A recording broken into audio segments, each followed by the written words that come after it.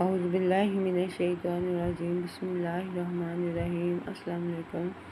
لوگوں، چھٹے روز کا واقعہ آپ کو بتا رہی ہوں کہ چھٹے روز فجر کے وقت سارے میدان میں آ جاتے ہیں اور حضرت حسین پاک کا بھائی حضرت حسن پاک کا بیٹا جس کا نام عبداللہ تھا، وہ حضرت امام پاک سے اجازت مانگتا ہے کہ چاچا جی مجھے اجازت دیں، میں بھی میدان میں ان کوفیوں سے جنگ کروں۔ تو عبداللہ کی طرف دیکھ کر حضرت امام پاک نے آہ ماری اور بولے کہ تو سارے گھر میں لڑ رہا ہے اور میں اپنے بھائی کی جدائی تو بھولا نہیں، تجھے کیسے اجازت دے دوں۔ آگے سے عبداللہ نے امام پاک کو جواب دیا کہ چاچا جی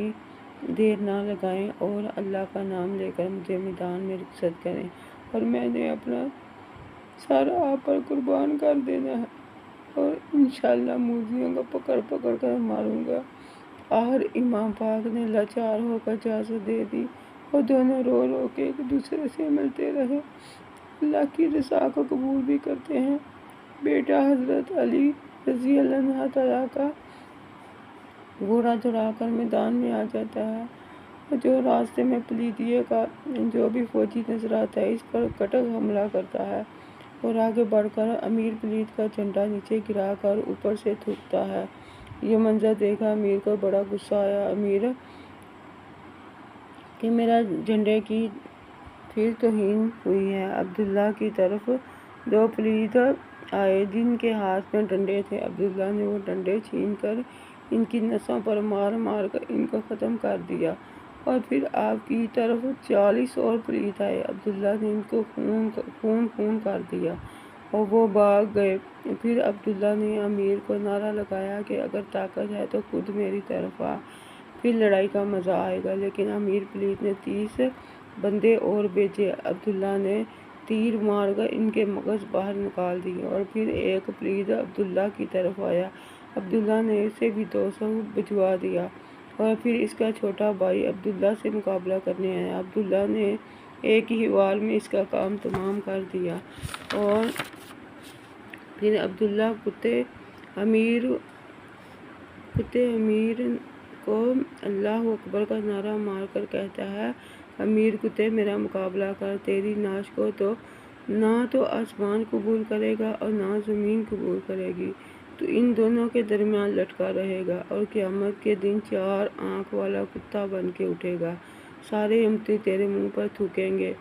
امیر پھر عبداللہ کی آواز ایک کان سے سن کے دوسرے کان سے نکال دیتا ہے اور 5 پلید کوفیوں کو بھیجتا ہے جو کہ امیر کے خاص پہلوان تھے، عبداللہ ان کو تیر مارتا ہے کہ وہ آگے سے تیر دو کرنے لگتے ہیں، عبداللہ آنکھیں بند کر کے حضرت محمد صلی اللہ علیہ وآلہ وسلم کا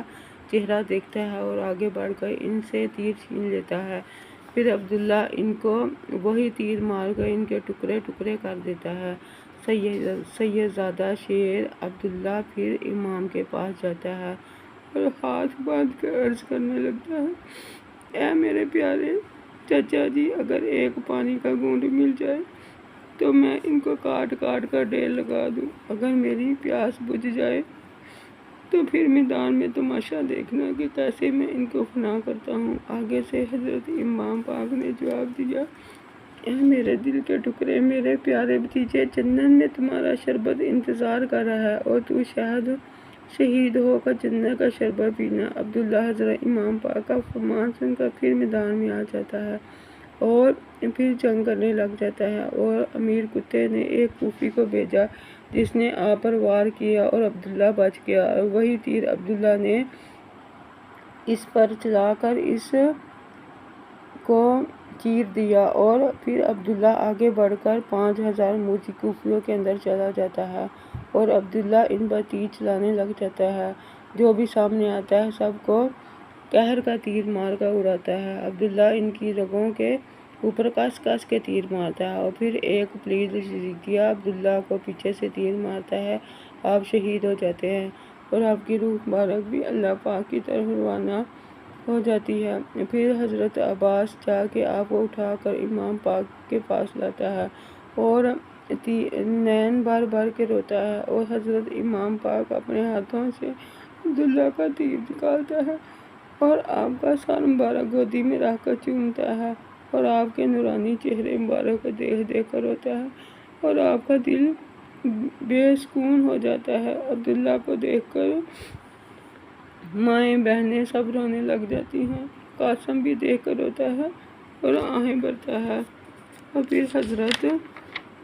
حسن رضی اللہ عنہ تعالیٰ ان کو صبر کرنے کی تلقین کرتے ہیں اور ساری رات پھر عبادت میں گزار دیتے ہیں، اور لڑائی پھر اگلے دن جا پڑتی ہے۔